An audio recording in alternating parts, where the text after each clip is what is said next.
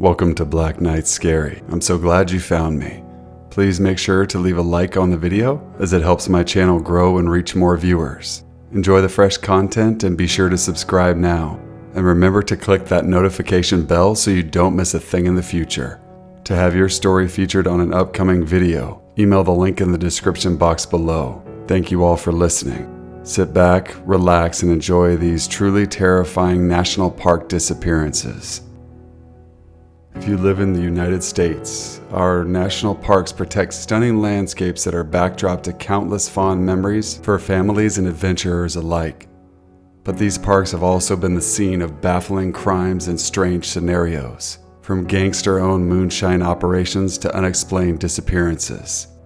There are an estimated 330 deaths per year in our national parks, according to the National Park Service. Most of those are accidental.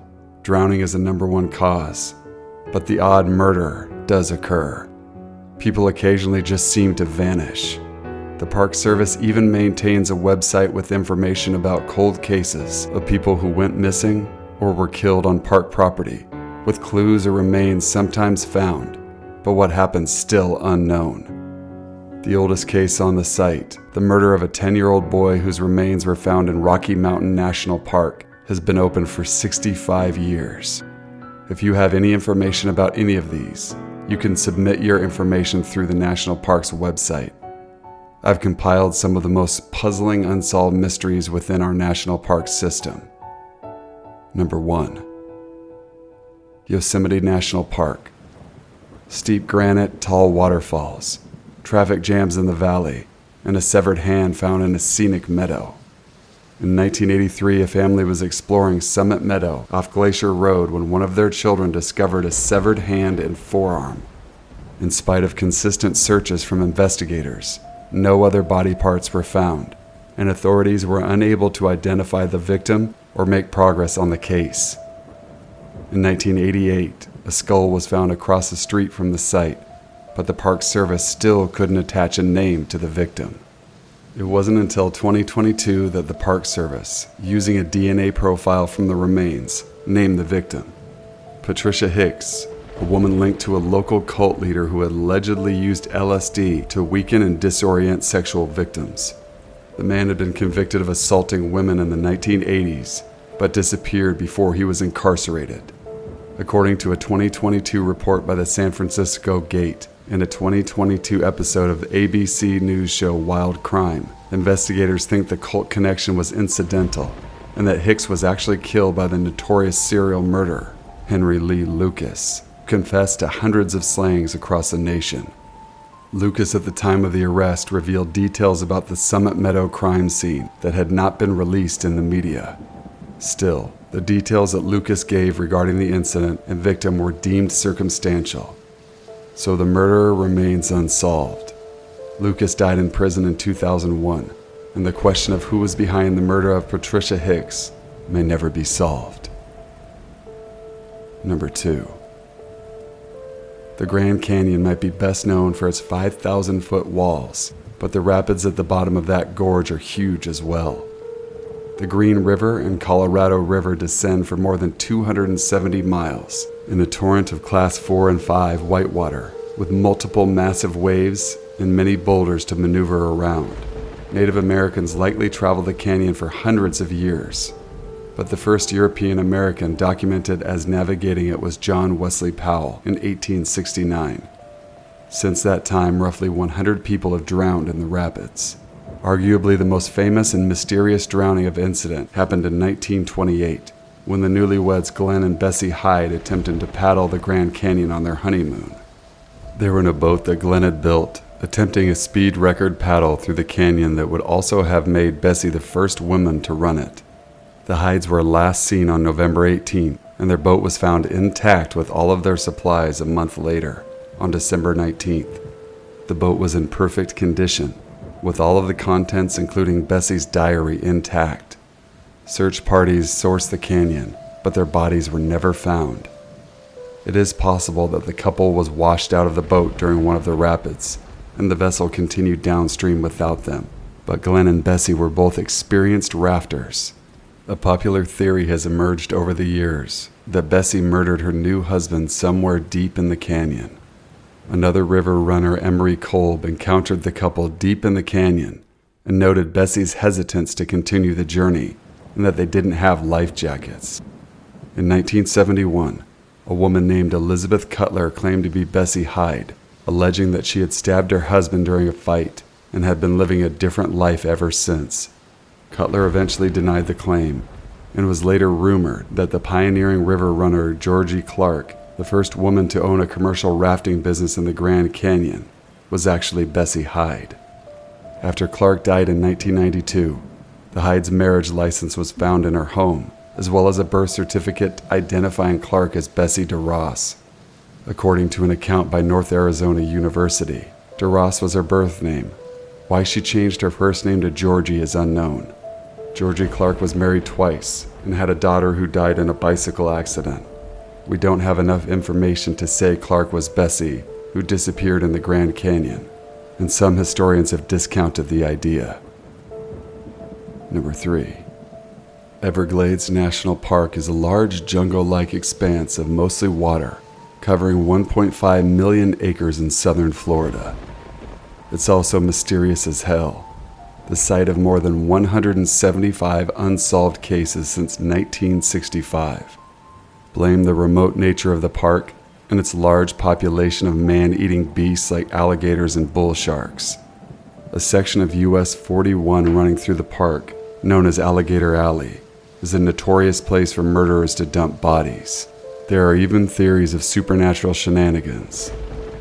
In 1945, a group of 5 Navy bombers took off from Fort Lauderdale on a routine 2-hour training flight off the coast of Florida, but the leader of the crew radioed back to the control tower that they were lost. After several increasingly frantic communications, contact ceased entirely. A rescue airship released to search for the bomber also disappeared. These missing planes spawned the legend of the Bermuda Triangle, where many ships and planes have disappeared without explanation, and which touches a corner of the Everglades. The planes have never been found, but one theory is that the bombers were well off course and crashed into the Everglades.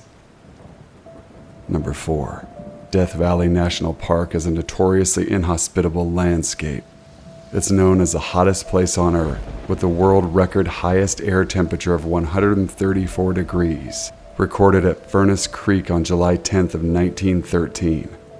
The desert, which sits in a basin almost 300 feet below sea level, gets an average of just 2 inches of rain a year, and when precipitation does come, flash floods are common. Obviously, summer is one of the most dangerous times to visit the hottest place on Earth, which might help explain what happened to 4 German tourists who disappeared inside the park in July of 1996. The visitors, 34-year-old Egbert Rimkus and his 11-year-old son, and Cornelia Meyer, 27, and her 4-year-old son, were in the U.S. exploring California and the Southwest for a month.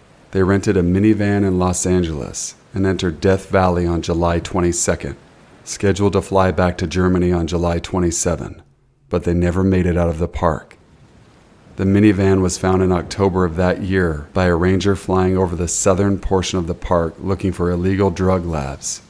He spotted the vehicle in Anvil Canyon, a federally protected wilderness area of the park with no active roads.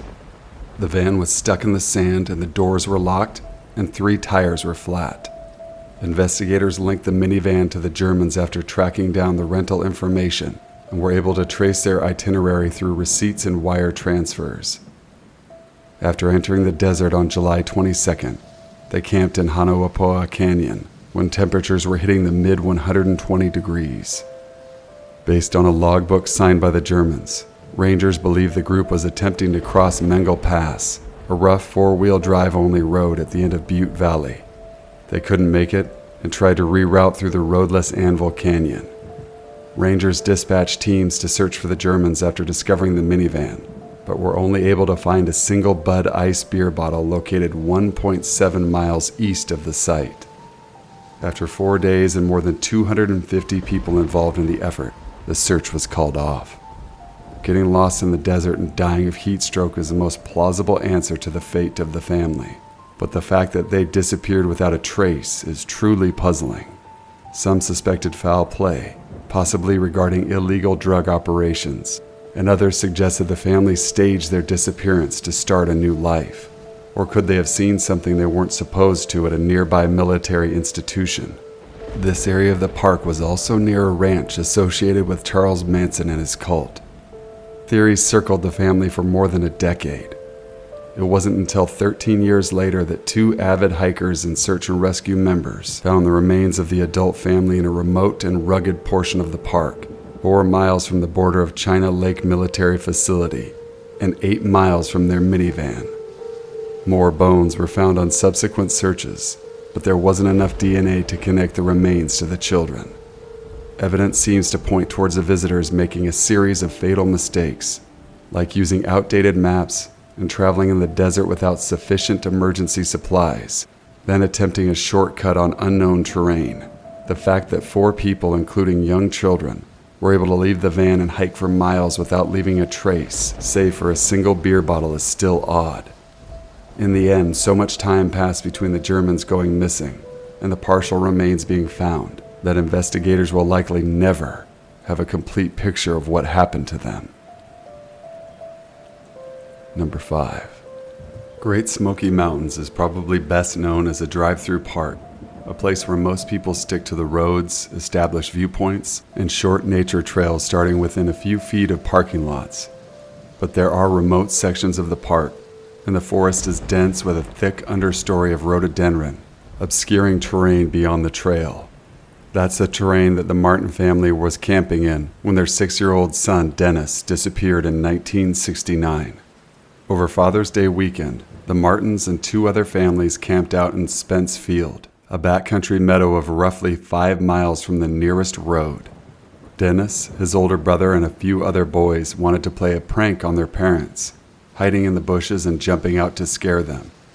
Dennis's father saw his son step off the trail into the bushes, and it was the last time anyone ever saw him. When the other boys jumped out of the bushes a few minutes later, Dennis was absent. The family searched for him for 4 hours before hiking to the nearest ranger station to alert authorities. A massive search commenced, with more than 1,000 people involved, but no sign of the missing child was ever found. To this day, the search remains the largest ever deployed in Great Smoky Mountains National Park, and it influenced the way in which national parks undertake modern searches. It's now widely accepted that the sheer volume of inexperienced people looking for Dennis probably obscured any clues that professional search and rescue crews might have uncovered. Now, when a person goes missing inside a national park, a few experienced trackers are deployed first. Only hours or days later are larger search parties engaged in the effort. The FBI suspected no foul play in the case of Dennis Martin. A number of false reports initially gave hope for some closure for the family, but none panned out. Early in the investigation, a witness reportedly hearing a child scream and seeing a strange man drive away in a white Chevy, but investigators ruled the incident unrelated because it was too far from the last place Dennis was seen. In the 1980s, a hiker looking to harvest ginseng illegally reported finding the skeleton of a child roughly 10 miles from Spence Field, but when rangers searched the area, they found nothing. Number 6. National parks rely heavily on seasonal employees, who generally occupy jobs during the busy warm months, often living in employee housing. That was exactly what Sheila Kearns was doing in Mount Rainier National Park in 1996. Sheila Kearns, age 43, was hired to work in the park's Paradise Inn in August, and by all accounts was so good at it that she was hired to stay on through the winter.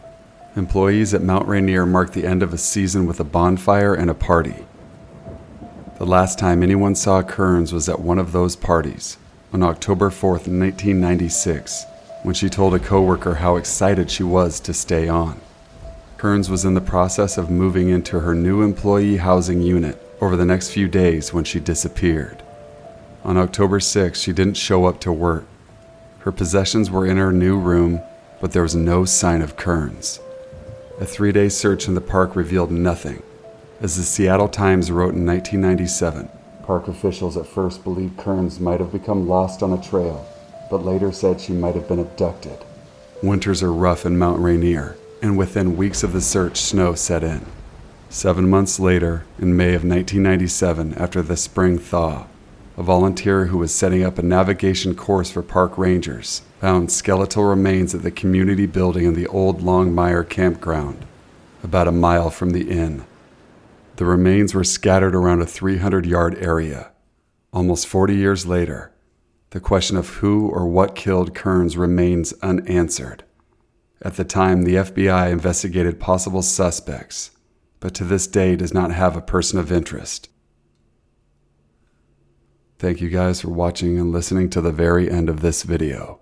Please make sure to leave a like, comment, share, and subscribe if you haven't already subscribed to the channel. To have your true scary experience or story featured on an upcoming video, email the link in the description box below. Thank you again for spending time with me tonight.